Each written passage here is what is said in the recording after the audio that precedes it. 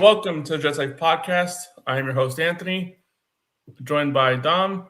Got a light show pretty much. We're going to talk a little bit of Dante Moore. Obviously, he has a big decision coming up here in the next 20, I believe it's tomorrow, the 14th. So within the next 24 hours, he has to give his response on whether or not he's going to come out for the draft. Obviously, huge implications for what the Jets do at pick number 2, considering Mendoza goes 1 to the Raiders, and we are stuck in a situation where it's one quarterback or none for the Jets at 2.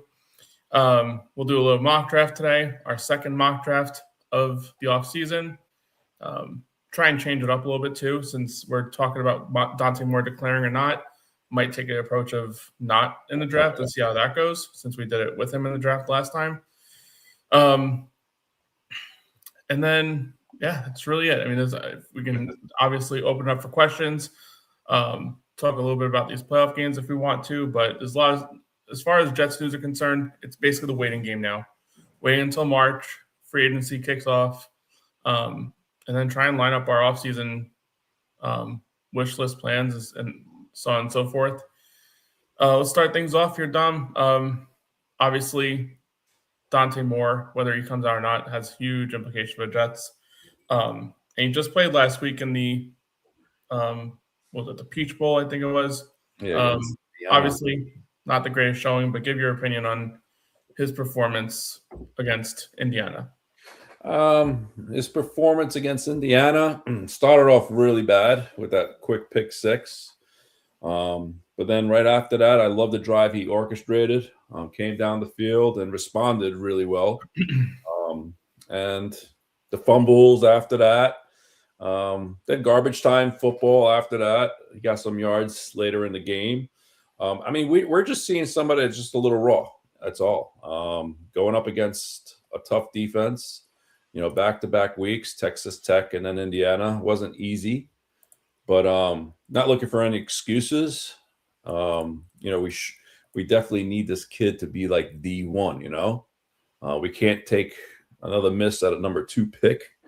But I mean, overall, throughout the whole year, his first 16, 17 starts of his career. I mean, he's got numbers, man. Listen, he's consensus number 1. Mel Kiper likes him as number 1 quarterback in this draft. Moved him down in his most recent one. A little bit.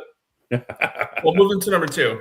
I mean, you can't argue Mendoza's number 1 at this point. I think anybody who's holding on to that grasp with Dante Moore as the number 1 guy, I think Mendoza just different level, 3-year starter, and you can see that he just is prepared for everything that's being thrown at him. I agree. But yeah, so obviously not the greatest showing for the game. It's a large sentiment of Jet fans that I feel like either watch Dante Moore very minimally or whatever have you, but there's a lot of people out there that at this point, I don't want him trade out of 2, whatever have you. Obviously, the Jets trading out of 2 would just have to mean that they just absolutely don't believe in him, 1. 2, this coaching staff doesn't I can't imagine they have a guaranteed year 3 to be playing fire like that. If they brought in a first-time head coach, then maybe you can argue, year 1, take the assets. Year 2, you have plenty of room to figure out the quarterback in a myriad, different ways. What's your opinion? Are you, screw this guy, or? No, I'm not screw this guy. I mean, he comes out, you got to take him at 2. And that's just the bottom line. They need a quarterback in the worst way. Listen, the kid's got upside. He's got an arm. He's not the fastest guy, but he's got definitely an arm. You know what I'm saying? I would like him to come out. We draft him at number 2. My thing is, and you're so against this, you're saying 5-6 weeks he's going to be out there. I'm thinking maybe 10 weeks, maybe 12 weeks before he comes out. It's not that I don't want him out there. You're missing the point. Who is stopping him from going out there? No, I get that. But this is part of the development. And this is why we fail our quarterbacks every single time. If Aaron Glenn's 0-5, is he keeping him on the bench? Dude, honestly, I think this regime is going to get a year 3 regardless now. No, they're not. All right, listen. If they finish this year They are not. 7-10. They're getting a year. Jet fans were this close to going up to one Jets drive with pitchforks. There's no way. So let me ask you a question. Has a 5-win season, and so a 7-win team next year, does that get them in third year? Not the way they played this year. No, definitely not the way they played this year. So you're telling me what, they got to win 9 games to stay safe? I'm saying not the way that they played this year. You can get 7 wins in a competitive way. Right. You cannot lose to your division rivals on back-to-back weeks with Mitch Trubisky playing one of those games by 30 friggin' points. That's unacceptable. I don't care tanking or not. Like, I understand, like, they had grocery bag guys, playing in week 18 against the Bills. I do understand all that. But they were 0-7 to start the year, and it was a large part of coaching. That Denver game was atrocious. The stupid what's it called? Pittsburgh game was a choke job. I mean, they had a chance there. Defense couldn't play. You had Carolina game, should have benched. I mean, it was. I'm not gonna say it was all on line. Obviously, Justin Fields. What's up? So there's so many different reasons why the Jets stunk last year.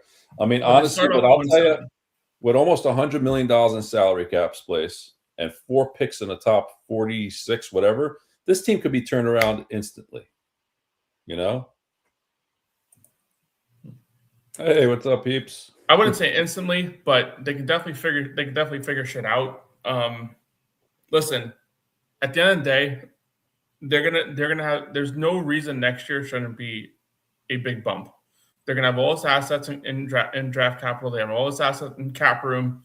I'm not comparing them to Mike Vrabel. Obviously, Vrabel is an outstanding coach with a track record, but the Patriots going into last year, except with the exception of having a quarterback that showed some promise in his rookie year going into year 2, were very, not very talented roster. They used those assets, brought in key players, and look where they're at now. Aaron Glenn's going to have to do something here in this offseason. He doesn't have, like you're saying, year 3 guaranteed. I don't care if he drafts a quarterback or not. You've seen many occasions over the last few years, quarterbacks picked in the top 3. You saw it last year. Cam Ward got picked first overall, and Callahan was fired by week 8. I think even sooner than that. Yeah. Trevor Lawrence, they brought in Urban Meyer, and they fired him. Obviously, that was a little bit more of a messy situation. I don't think Aaron Glenn's going to be doing the kind of stuff Urban Meyer was doing.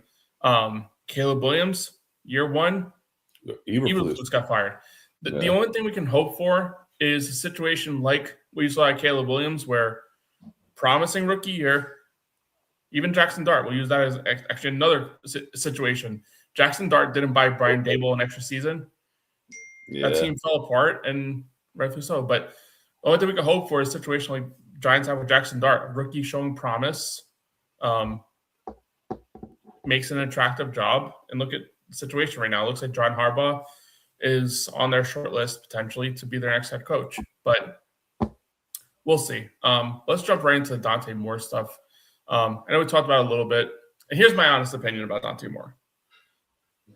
If he's there too, the Jets are picking him. I don't think there's any question about that.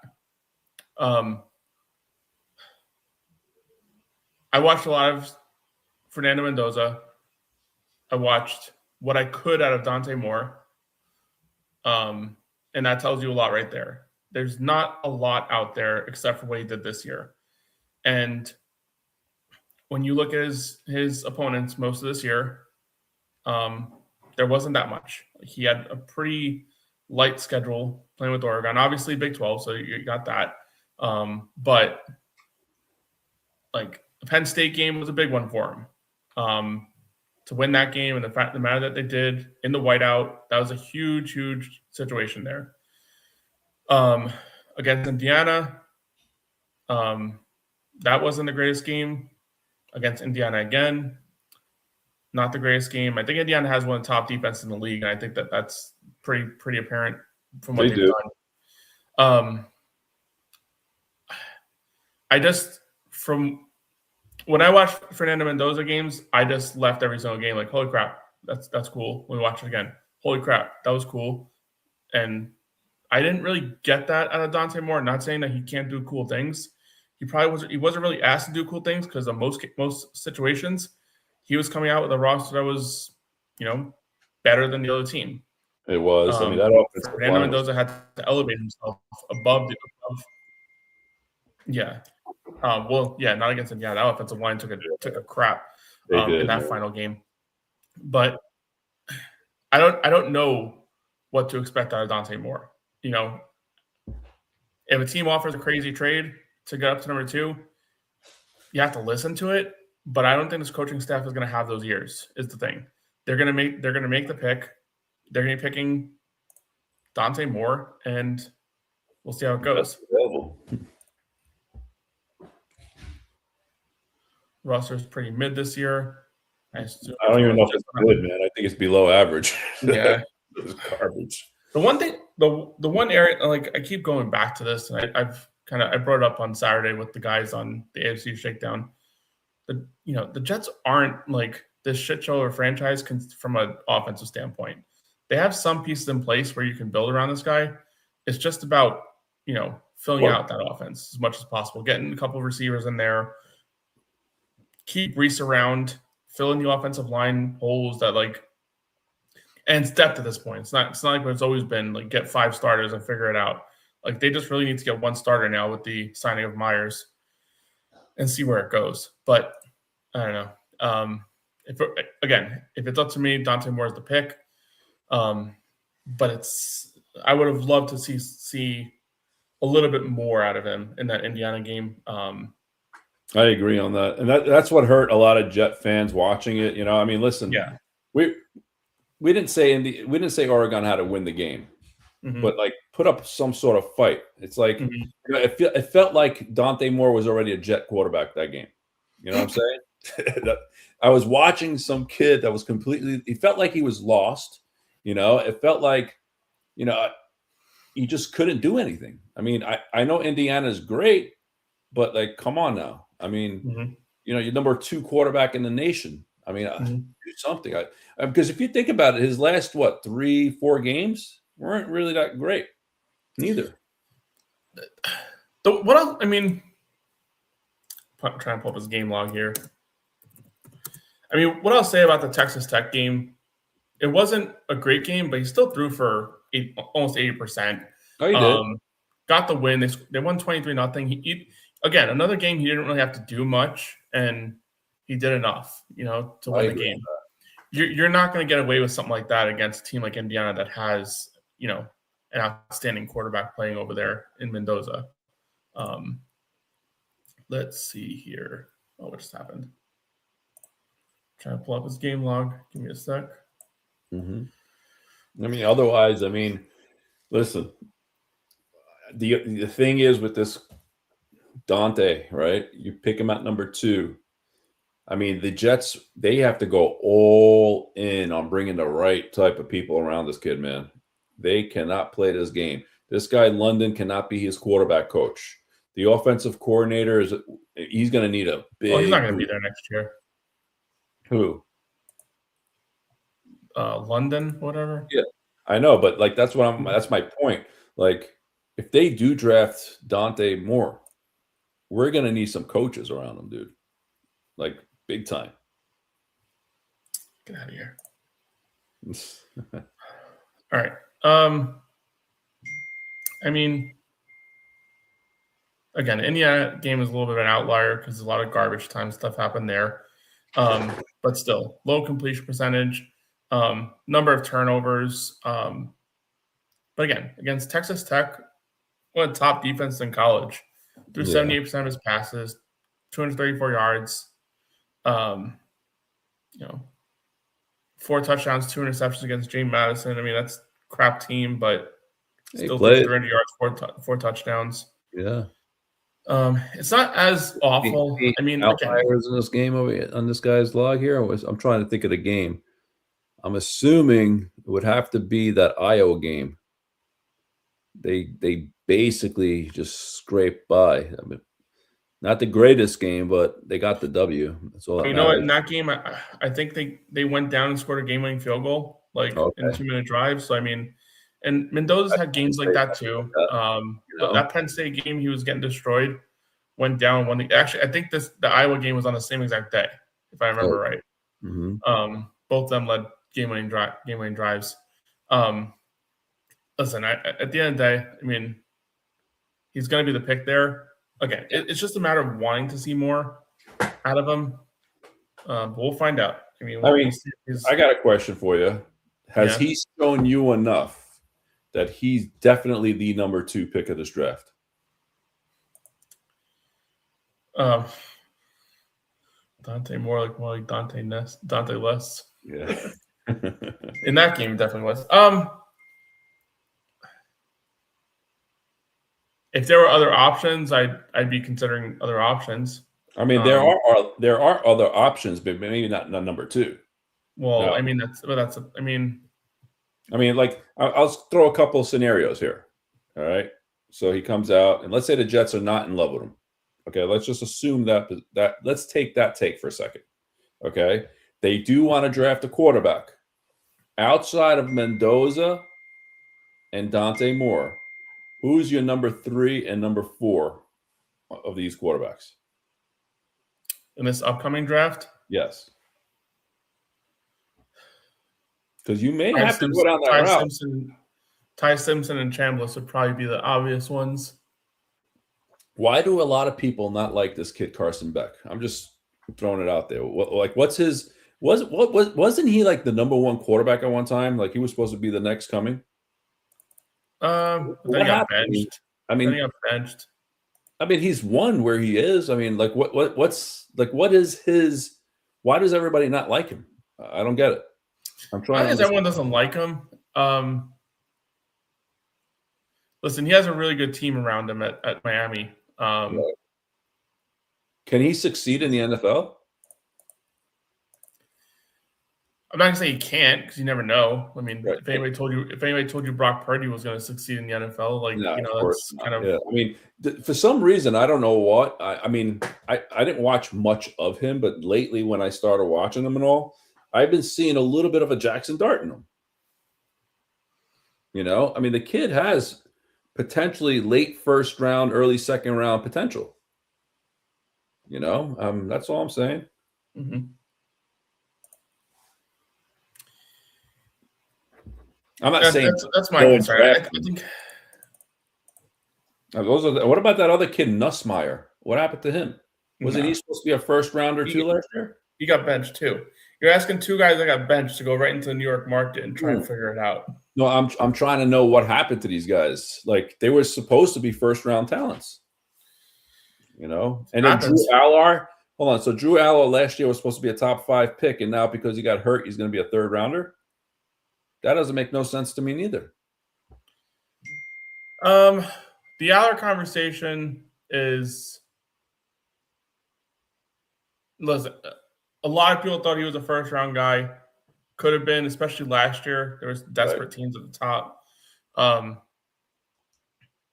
He didn't show a lot in this season again with Penn State.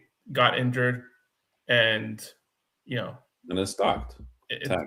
That's the issue. That's part of the reason why the questions on Dante Moore, whether or not he's going to declare, really come out. Because I mean, con number 1 of going back is you get injured, your draft can fall. If he does go back and Dylan Raiola is there, like that just doesn't make sense. He has a couple poor showings. They're going to turn to Raiola because he's also a top 50 prospect. That's going to kill him, and that's going to destroy him. I mean, you heard what happened today too, right? Sadiq declared for the NFL draft. Yeah, which was kind of expected. I didn't think he'd be sticking back there. Oregon's team's loaded on defense, or at least they looked like it. I don't know what the heck. I mean, Mendoza happened, but that was just like offensively though. Like the receivers are like okay. Like outside Sadiq, I mean, I don't think there's a receiver you talk about like going in the top 3 rounds. So I mean that's something to consider too. Like is he going back? He doesn't have time to do the transfer portal thing, obviously. But I think he's declaring, dude. I I think think so. I think it's more 75-25. Yes, maybe I think the only thing that could be happening behind the scenes right now is, and why he hasn't made a decision yet. It's because it's like is maybe he does want to go back, and his agents are probably telling him different. not even his agents are probably telling him different. But Oregon has, Rayola, think about it. They have Raiola. They don't have to pay Dante Moore. nothing. The people who are talking about him getting like $10 million to $12 That was million in NILs, maybe it was like like 4 million max. nah, he would have gotten 6. I mean, the guy from that went to Texas Tech, was it Sorsby? I think went to Texas Tech. I forget exactly who went. Um, he got 6 million. So Dante Moore would have gotten more than him or matched him either way. But if he was trying to pull a fast one and try and leverage his campaign to a $7 to $8 million NIL, then that leverage gone away because now they already have a replacement for him that has draft upside, and that leverage goes away. And maybe that's what's going on behind the scenes, trying to negotiate with them. But I think it's way too late for him to enter the transfer portal. He has one day to decide, and it's probably just playing a game of cat and mouse right now to see who bites. And who's going to bite? I mean, if he's to come out. Dante Moore's going to have to declare. Oh, I see. That's what I'm saying. He's probably trying to hold out, see if he can get $8 million or something like that. Because if you can get $8 million, you can sit on the $2 million. I'm not saying it's nothing, but you can sit on $2 million. But if it's $6 million, $4 million is close to double. Yeah, no, I get it. And the big thing too is people say, "Oh, 50 million guaranteed." Barring injury, he'd be back out there, next season anyway, and probably a top 5 pick again. It's more about that second contract. You don't want to come out a year early and not be prepared and have the team doubt you and be in a situation like every other Jet quarterback has been in, and you get to year 4 and you're not going to get that second contract, or you're going to get a Justin Fields type contract. We have to prove yourself. Look how long it took for Sam Darnold to get that big time contract. He did, yeah. Took him a while. What is he, 30 now? And we picked him at 20 years old. Yeah. So, normal timeline would have been at 24 years old, he would have gotten that big contract. Huh? Has it been 10 years he's been in the league already? Holy crap. Maybe it's 28, maybe 29. Okay. But still, he would have, in the normal trajectory, would have had him getting that big time contract at 25. At 25, 26 years old, 25. Yeah. He had to wait an extra 4 years because of some bouncing around with Carolina, Niners, the Vikings, and now finally with Seattle. So I think that's the biggest thing too. You definitely want to put yourself in a situation as a quarterback to make sure you're preparing yourself as much as possible ready day one. These guys don't want to sit on the bench either. They sit on the bench. Yeah, it prepares them, but the more you show that you're the leader and that you're worthy of that pick, it's just the way it works. No, for sure. Well, we'll find out hopefully tomorrow, and we'll see how it goes. Where they go with that. I mean, you're gonna have a whole bunch of fans, 50. What do you think? It's more swaying, more of them saying, "Let's pass on Moore, go best player available." I think hold it 2027 or draft Moore. I think sports fans are generally a recency. What have you shown for me lately? Not many people are sitting there watching Oregon games. And if those people that live in the now, and you've seen what he did against Texas Tech, wasn't great, still good. So he did against Indiana. And then the other side, you see Fernando Mendoza just lighting shit up on fire. You tend to see the gap is bigger than it really is between him and Mendoza because of how he played. And yeah, when you kind of think if Mendoza's going number 1, he did all that. Why would I pick this guy who couldn't do shit at number 2? But it's not as simple as that. I'm no scout, obviously, but there's a reason people say he has a higher ceiling than Mendoza. his accuracy, his ability to kind of sit in the pocket, read defenses. It is something special. Again, I just don't see the it factor. Me neither. That I do with Mendoza is my biggest problem. No, and it's something I gotta adapt to. It feels like Mendoza has been doing this for years. You see it. He's more polished, right? That's the thing. He's more polished. It seems very comfortable for him. He doesn't get rattled easy. I mean, he's got the traits to be something really good. Well, I tried watching like Dante Moore like as a freshman, right? To see like because that's something you can't really like understand either, and that's probably the biggest reason why like I like kind of really geared towards Mendoza too a little bit is he's progressed slightly consistently. Like the guy he was when I started like watching his film from Cal isn't the guy he is now. Like he's leveled himself up every single time, and he's continuing to do it week to week. What you're seeing now isn't even what I saw like against Oregon in the first time they played them. I don't know that I saw like that trajectory out of Moore. Similar to Ty Simpson. Like he looked fantastic. He looked fantastic when the season started. Yeah, first 6-7 weeks, and then he fell around to crap.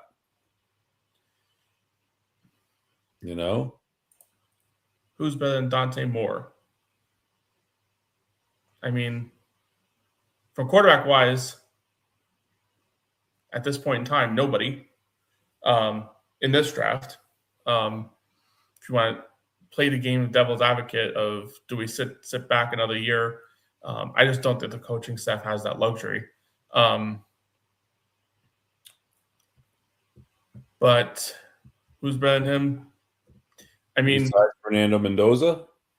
Well, I mean that's besides the point. I think that's obvious. Yeah, Mendoza's better, so that's an easy one. I mean, with these other guys, I'm assuming it's definitely Dante Moore, but I don't know much about Chambliss. I don't know nothing. I don't know. I know a little bit about Simpson, but I don't like what I've seen out of Simpson the last 5 weeks.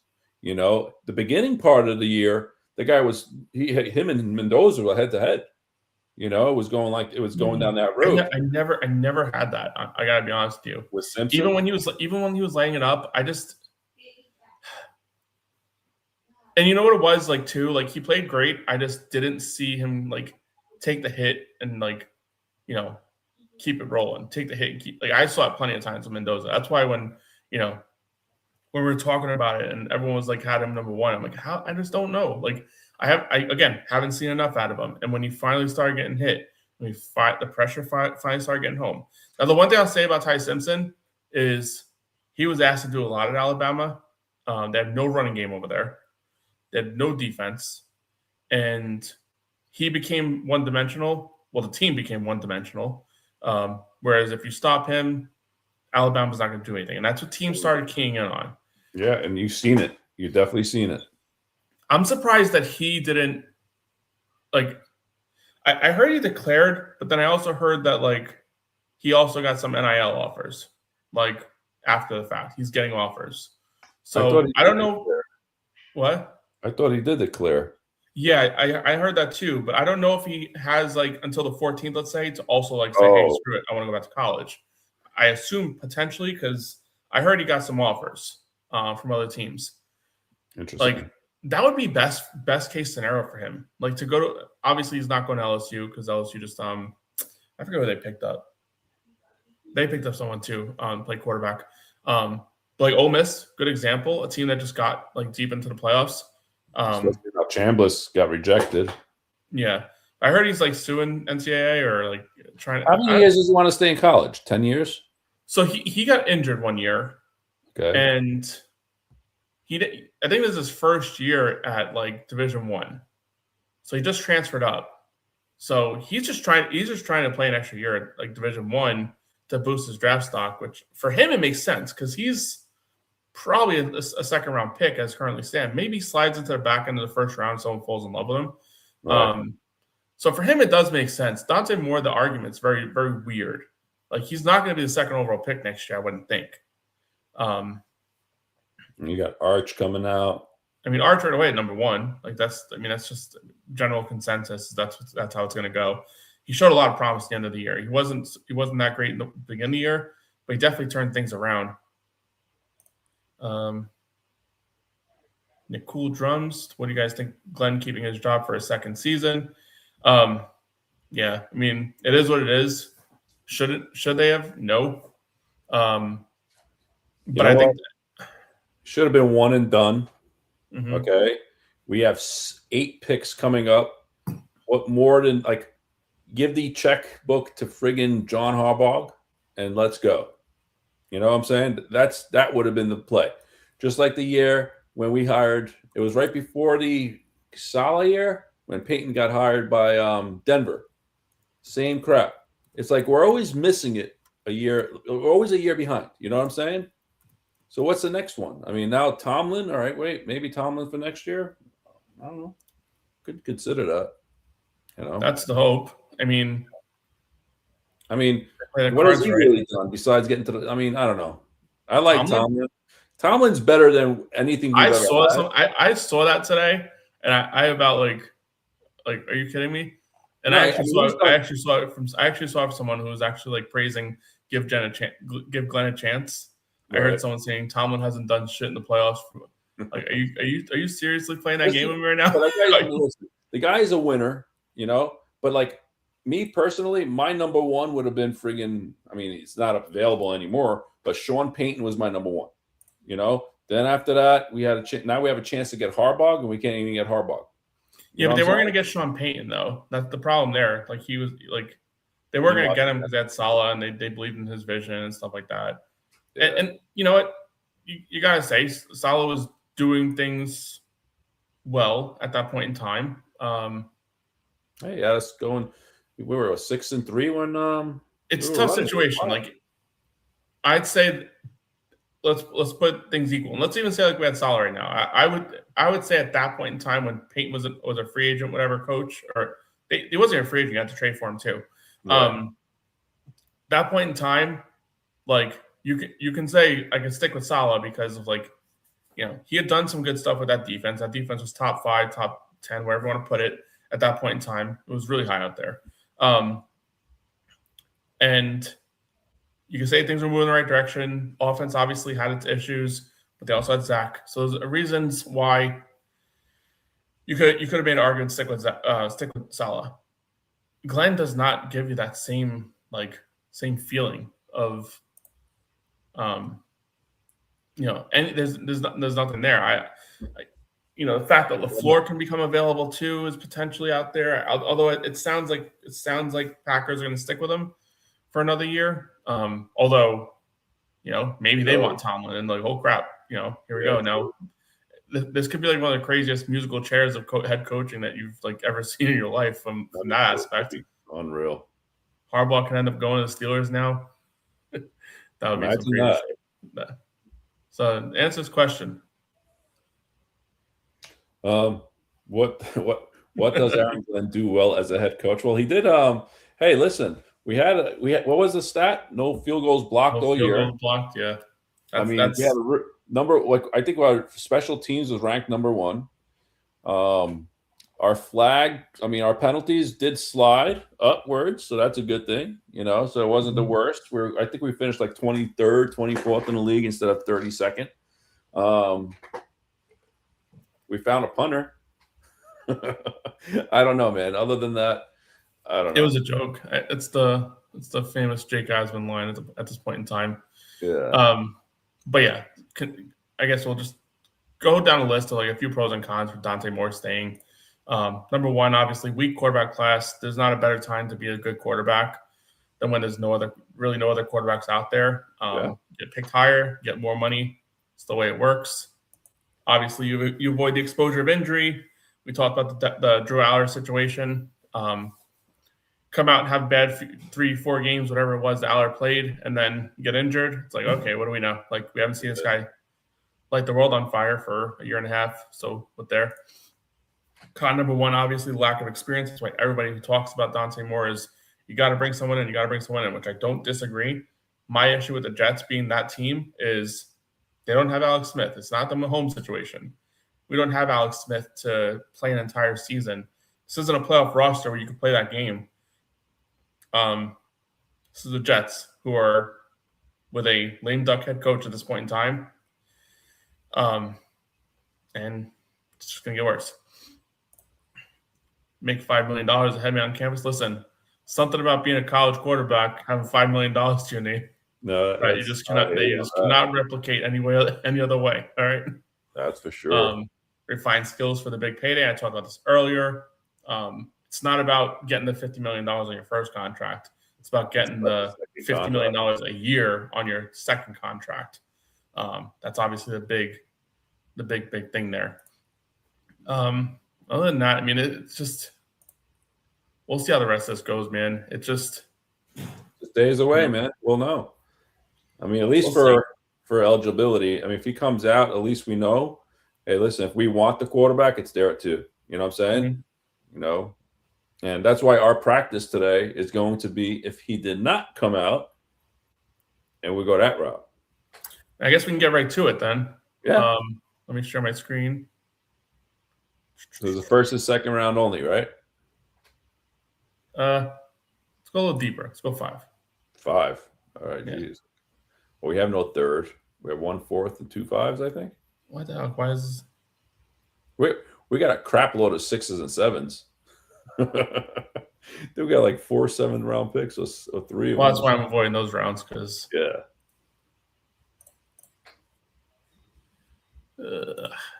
wake up. Here we go.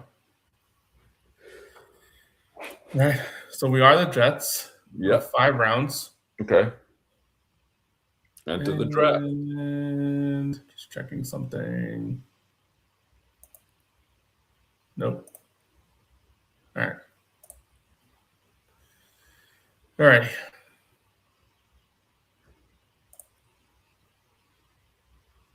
Okay. Yeah. We're at 2. All right. We're not taking Fernando Mendoza. We're not doing that. So just go. Where the fuck is Dante Moore? You got picked. Oh, wait. What the hell? Yeah. I mean, that would be every Jets dream right there. Jet fans dream if that were to happen. But let's go with the situation here that he didn't declare, and let's just say the Raiders took Fernando Martinez. Now. Fernando Mendoza? Yeah. Yeah, that's what I meant. Yeah, Mendoza, my bad. So now, I mean, I'm on par right now. I mean, I want the best defensive player in this. I'll tell you right now, and I'm like, there's 3 players I'm thinking, and then you tell me who you think. Okay, I have no problem going with Arvell Reese. I have no problem going with Ruben Bain, and I don't have any problem going with Caleb Downs. And I don't care that he's a safety or nothing like that. These are 3 amazing players here. What are you thinking?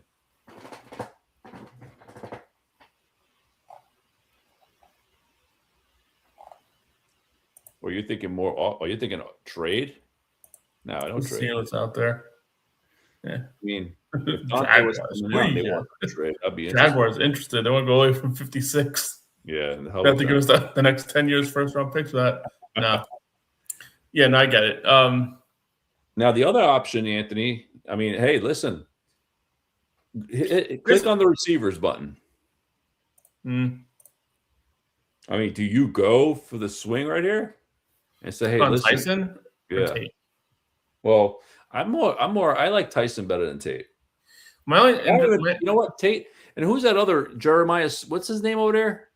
Jeremiah Love, the running back. Smith in Ohio State, the other receiver. Oh yeah, no, he's next year. He can't even come out. Oh man, that guy is freaking a beast, dude. Yeah, that's he can't come out until next year. He would have probably been a top 5 pick if he came out as a true freshman. That's how great he was as a first year player. Wow, unreal, that kid. I think realistically, if everything were to stand pat the way it is right now, and the Jets didn't want to go quarterback, listen, in this hypothetical world that Dante Moore is not there, right?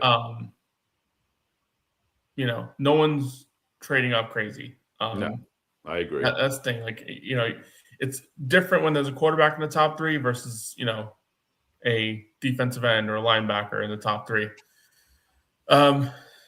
These players, I do like Caleb Downs a lot, and the Jets desperately do need safety help. And he's not just a safety, man. He's a linebacker too, bro. No, he I comes up get in it. that box like he's something I else. get it, but in the grand scheme of like running a defense, the linebacker that can also be a pass rusher is a little bit more of a Value. premium. I'm thinking that too. I'm leaning Arvell Reese. I do too. like what Ruben Bain is showing these playoffs. I do. You know what? And next Monday's game will show us more. Mm-hmm. That could be something crazy. But as of today, I think I'm more leaning towards Arvell Reese. And I'll do the same thing. So let's draft Arvell Reese. And slide. 16. Ooh, interesting. This is the second week in a row that he's there. Carnell Tate? Yeah. Sonny Styles went 13. Went early. Wow. That's who I would have loved to get. Mendoza went to the Cardinals. Love. Ruben Bain. Mekhi Lemon's gone. I see a lot of these more, and I know it's just a simulation, whatever, but I see a lot more with Mekhi Lemon. And why the hell did the Bengals get Mekhi Lemon? Anyway. Yeah, that doesn't make sense. This thing is not doing its job. Now, I know we didn't talk trade before, and I know Carnell Tate's right there, which makes things interesting. But let's see who's interested. In a possible trade down? Yeah. Like, would you do a trade down to, like, from 16 to 18? And what are we getting? An extra what? To 18? The Vikings are interested, right?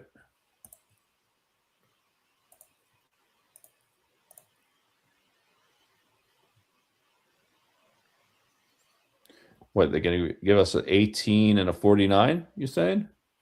18 and 42. 49 won't be accepted. Kick back? Nah, screw them. See Panthers. Nah, these trades are garbage. Yeah, they are. What about the Steelers? 21 for 53? No, 53 they're not going to accept either. Although,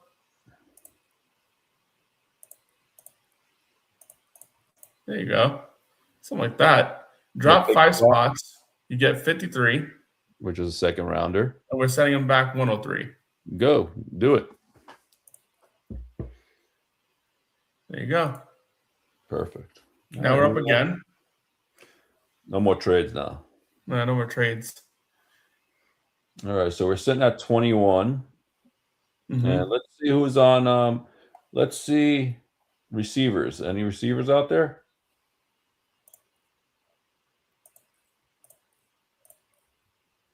Concepcion. I think you can get him a little bit later. Slide down a little bit. Yeah, you actually got some players there too. What about quarterback? I'm just curious. Hey, I mean, you want your quarterback? There you go. I mean, you want to wait till the second round? He'll be there probably, right? Probably. What about defensive line?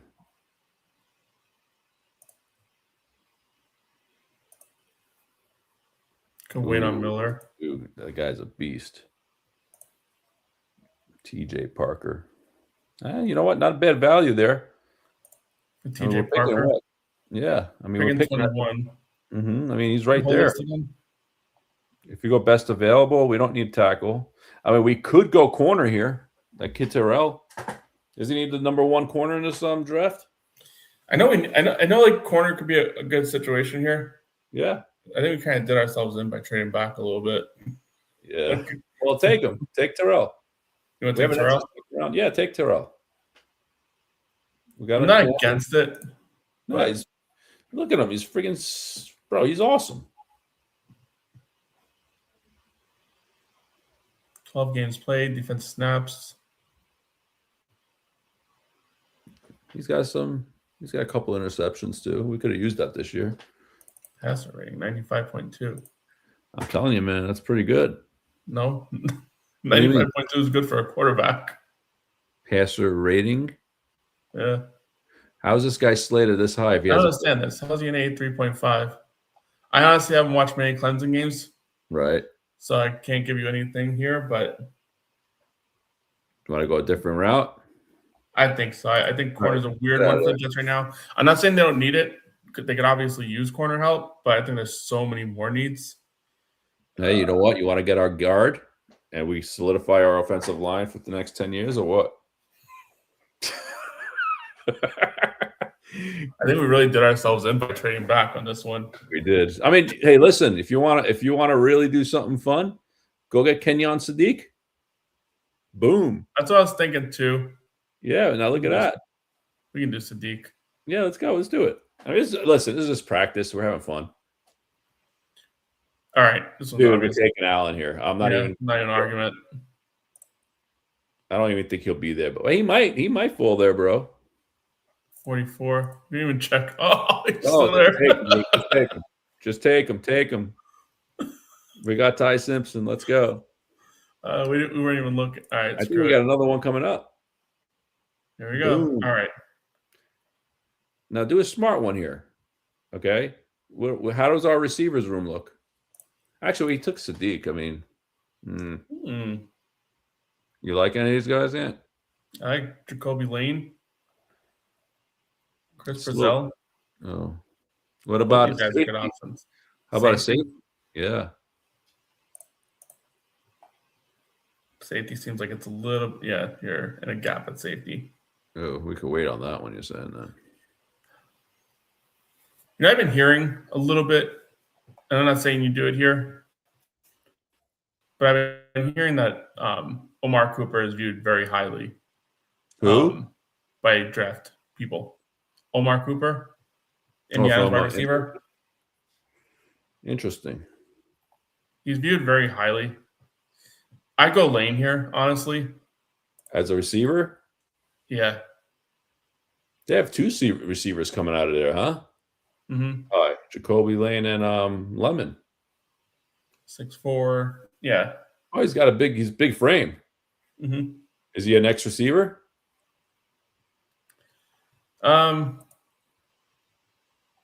Probably. I feel like they move their receivers around a lot. What's the scouting report? Do they have a scouting report ready for this guy? Analysis. Now here's a guy. Of course, still too early for that stuff. Yeah. But I mean, there's a reason Miami's had a solid season. He's got some good receivers over there. If I was leaning on this one, I'd probably lean more Lane. Mm-hmm. Hey, before you do that, do one other thing. Click on running backs. I looked for a split second. Anything good? Not really. Yeah. I mean, I don't even know much of these guys. Singleton would be like one I would eye like later on in the draft. Obviously, I don't think we're going that deep. But who's best available then?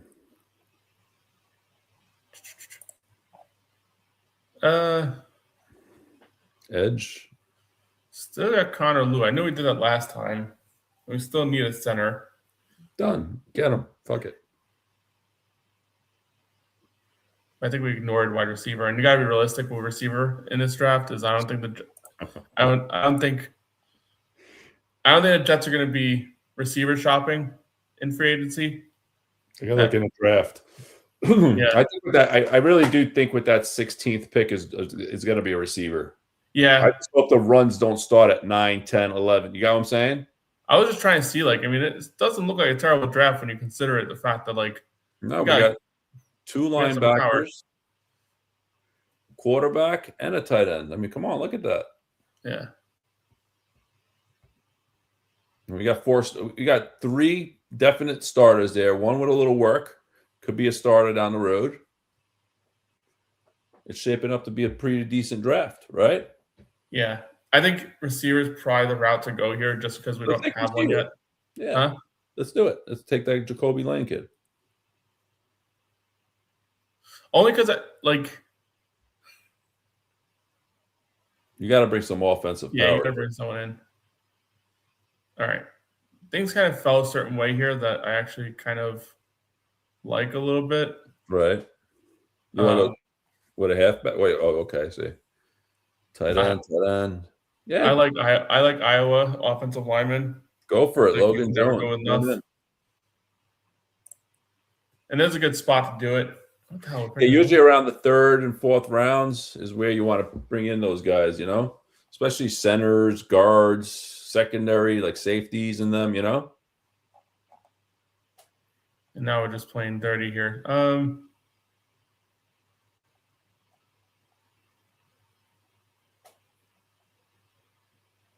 We have another 5th rounder.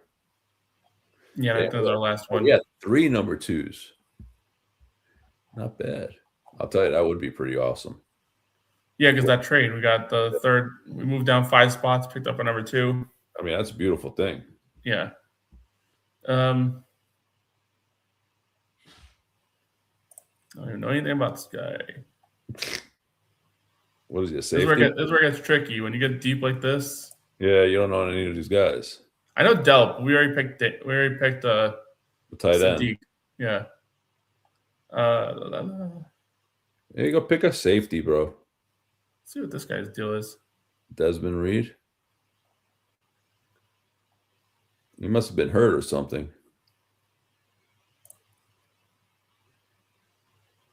He's trending high. And all of a sudden, shit dropped off. Did he get hurt or something? Picked up again. I don't know. This thing, 13% to the Jets. When are they going to fill this stuff up? I mean, I do think a running back might be in play. Yeah, and I think based on the board, we already got a quarterback, got tight ends. We got a receiver. Let's look at safeties. Yeah, I think safety is where we're going to have to go, bro. Oh, my God. There's nobody there. Yeah, safety isn't a choice. Yeah. Corners. Ugh. Corners. Nope. Edge. We just gotta we just gotta keep an eye on this stuff. Like, oh my gosh.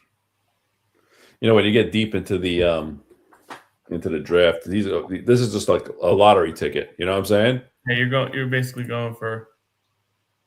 Let's go right back. Let's go with this guy. See what the best one. See what our grade looks like here. It's gotta be decent. I think it's gonna be good. Although it's thinking. What do we got? Oh, A minus. Not bad. Right here. What is the overall grade at? Right there, top. Oh, okay. B. That's not bad. It's not bad. Yeah. I mean, it did not like our Sadiq pick. Oh, it didn't? Didn't like it. Yeah, I guess it was too. That was a weird spot. I know it sucks to trade back like that, but because of that, we were able to get. He was a 26th ranked prospect. We got him at 21, and you're going to give us a C? I think they consider like positional need, value. But tight end is definitely a positional need for the Jets. I mean, especially somebody like him. I mean, him. A minus for Mason Taylor running out there, bro. But I think that's a key here for the Jets. Is like they need to fill a lot of holes, and it kind of does make sense to trade back a little bit and have some sort of thing. Like, you're getting 5 starters here. Yeah, I agree totally. 4 starters, because in this scenario, Ty Simpson probably sits for a year. Yeah, I agree. So anyway, you're gonna be our GM. Yeah, I'll just make sure before I trade back, I give it a little thought there before we do. It wasn't that bad. We moved down 5 spots? Yeah, we went 5 spots, and we got Sadiq. So we went 5 spots, and who got picked between us? So Steelers trade up for Carnell Tate. Makes sense. Mm-hmm. And we lost out on Caleb Banks, Denzel Boston, Cade McDonald, Romello Hyatt. So those are 4. Yeah, especially McDonald. That guy could be. You know what? Even at 16, I'd consider him, man. Mm-hmm. If we would drop back to 18, we would have gotten him at first trade. Situation. Yeah, whatever. All good. That's why you play this game a little bit, see what different scenarios play out. I mean, wait. I think I was watching one of those draft shows, and they did talk about how there's a spot in this draft where all of a sudden shit shakes out. and it doesn't look as good. And I really do feel like, especially when you look at that, like even Romello Hyatt at 20, like we literally just like missed out. Like we could have had Arvell Reese and Romello Hyatt playing edge, and you would have been in a better situation there. Isn't that the kid from Texas Tech? Yeah. Yeah. Like that would have been a situation where it's like, okay, you're really just gonna load up on defense now. And that's I mean, at that point, I mean, depending on the situation, I mean, hey, listen, all I know if Dante Moore does declare and we take him at 2, at 16, it's got to be a weapon. You ain't playing this game anymore. We got to go all offense. And then the next 2 rounds, I mean, unless the 3 guys get picked between then and 16. I mean, that's the thing too. Yeah. You know, we see Mekhi Lemon rising up the boards. We see Carnell Tate. I don't know what's going on. Why I'd love it if he was there at 16. Love for Tate, huh? Huh? There's no love for Tate. I guess not. You know? And then so let me ask you a question. Malachi Lemon, right? Mekhi. Jackson Smith, Nick Jigba. Do you see a resemblance? A little bit. I see a little bit more of like a shorter Nakua, like out of him, without the physicality. I don't know, just his movements. I feel. He plays with aggression, right? Yeah, I see a little bit more, but nah. And Jigba, I don't know. There was something different there. No, for sure. I can see Boston at 16. Yeah, that I've been hearing a lot of that an option too. He went 18 in this mock that we were doing. Yeah, I guess even TJ Parker at 22. I know we looked at him at 21, but went to Sadiq. Could have been an option. Whatever. We're playing around, man. Yeah. Anyway, so what's going on? Yeah, that's all, man. We're good to go. We'll get ready. Tomorrow will be big news, man. Hopefully we get the news we want to hear, that he's coming out or he's not. You know? The way I see it, either way, like, it is what it is. I mean, if he comes out, then you know he's the pick at 2. If he doesn't, then best player available. It's up to his coaching staff and his team to figure it out. Load up everything around him. If next year really is a strong draft at quarterback, like the beauty of that is the Jets are still going to be picking top 10 next year. They may not be picking 1, they may not be picking 5, whatever. But they'll still have a top 10 pick next year. If it really is a deep class, then you still have the opportunity to get one of these guys at any point in time with a roster built around them that looks better and hopefully more picks to work around. Yeah. If you need to move up, look what the Bills did when they got Josh Allen. They went all the way from, I want to say it was like 19 or 18 or something like that. They went from 18. They did like a little trade to get up to like 12 before the draft started. And then when the quarterback started falling off the board, like everyone expected, they jumped from 12 to 7. It was something like that. They did a trade before the draft to move up to make sure that they were in striking distance if the guy that they wanted slipped in the draft. Yeah. And that might just need to be something that Jets have to strategize if Moore doesn't come out this year. I mean, I do see the Jets picking twice in the top 10 next year. I think the Jets will finish next year with like a 6-11 record, be sitting at 9-10 in the draft. But I think that Indy pick has the potential to be a top 3 pick. That's the difference. You know, so we'll see. I guess what Indy does this offseason. They're still a really talented roster. With no quarterback. And don't tell me Phillip Rivers. You also thought that friggin' Daniel Jones wasn't a quarterback coming into the year. No, listen, Daniel Jones, if he was playing, they would have made the playoffs this year. You know, his injuries got him sidelined to almost all of next year too, you know. If they get Kyler Murray, things change things up a little bit. I mean, I know Kyler Murray's not great, but going to the right system, he could thrive. Might be able to figure something out. I'm not big on Anthony Richardson, but he's still there in the building. I mean, true. There's potentially something there, especially he's been sitting for a little while now. Maybe they get Zach Wilson. Yeah, Zach Wilson can help us get a top 10. He's a free agent. Yeah, well, Miami signed to a 1-year deal. That's right. Yeah, so he's a free agent. He's an option for the Jets. Maybe he keeps Dante Moore on the bench. No, the funny thing was, I forgot what it was. Was it me and you were talking about the Tyrod Taylor thing? Wherever he went, he left. The next quarterback came in and started doing really well. So hopefully Dante comes out. We grab him at number 2, and he's the answer, bro. That's it. No, we got signed Tyrod Taylor. It's like a 1-day contract.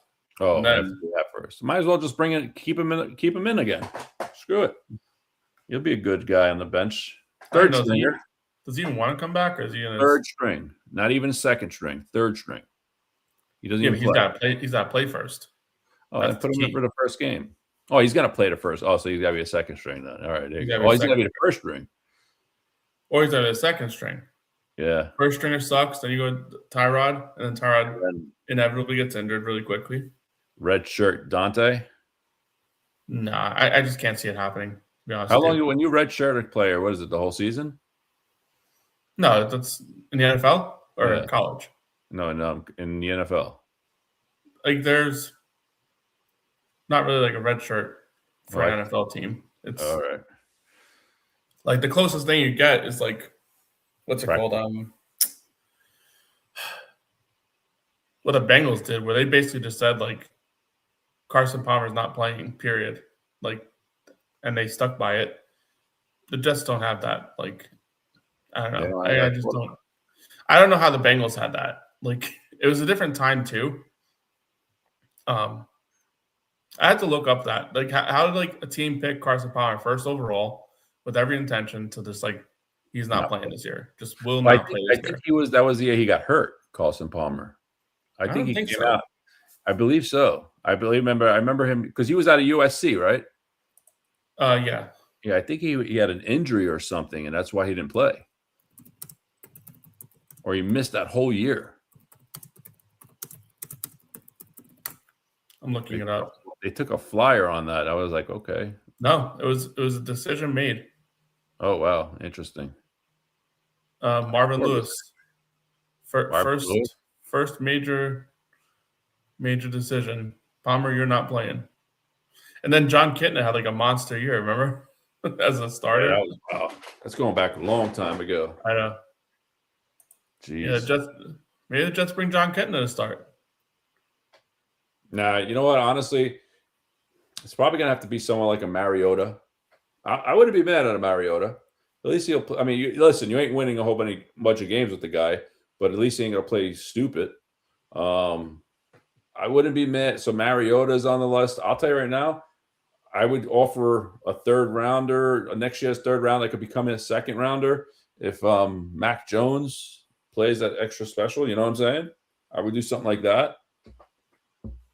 I know. I mean, there's not crazy options out there. Doesn't do it for me, but we'll see. Someone else is getting paid the big bucks to make that decision, not us. Sure. Keep us happy. Know better than us. At least try to keep us happy. I know. But we'll see. So yeah, we'll be back on next week again, as always. We'll talk about what our content will be next week we'll know the Dante Moore situation, obviously, how that plays out. Do another mock like we've been doing. Every week we'll do a mock until we get it. Might as well at this point. And then we'll look at you know what? Are you saving all these mocks? I have been, yeah. Yeah, save them. And then the screen closed when the draft comes out, I want to see who was the close. I want to see how close we were.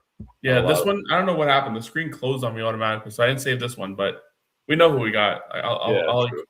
I'll Excel it and figure it out. But yeah, I mean, at the end of the day, Korak's going 1. And this one, obviously, like if more comes out, then it's not really going to be accurate anyway. So just scrap this one, hopefully. Maybe that's the decision breaker, is that we scrapped the wrong draft.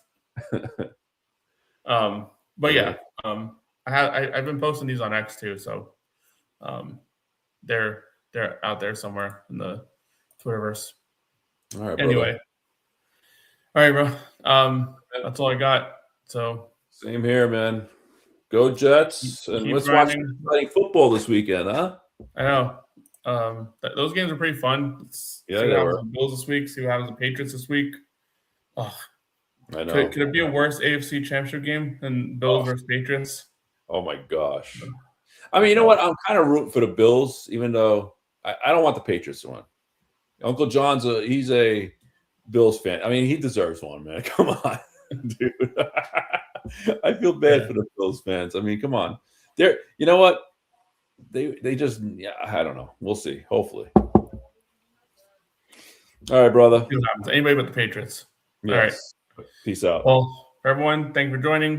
If you haven't already, hit the like button, subscribe to the channel. Go Jets. Most importantly, go Jets.